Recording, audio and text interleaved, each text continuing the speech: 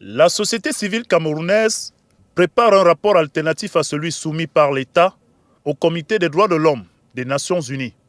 Au cours d'un atelier de 2 jours qui se tient depuis ce 3 août au siège du REDAC, elle entend donner aux participants le plein d'arguments pour cerner les contours de la situation des droits et des libertés civiles et politiques dans notre pays.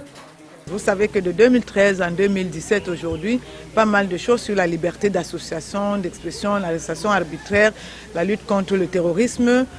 sont actuelles dans notre pays, les assassinats. Et donc, il était important qu'on s'accorde, que la société civile s'accorde sur quel rapport alternatif nous devons amener auprès de Genève.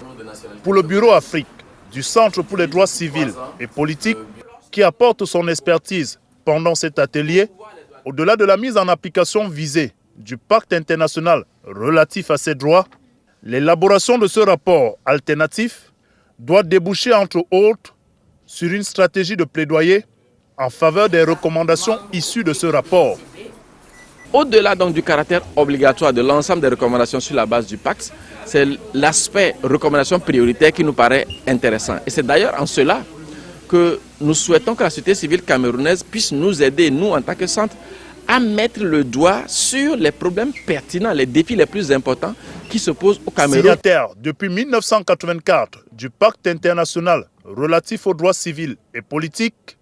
le Cameroun, comme de nombreux pays dans le monde, est tenu de présenter au Comité des droits de l'homme des Nations Unies un rapport périodique sur la situation de ces droits dans le pays. L'élaboration par la société civile d'un rapport alternatif permet au Comité des droits de l'homme des Nations Unies d'avoir un regard différent de celui de l'autorité gouvernante.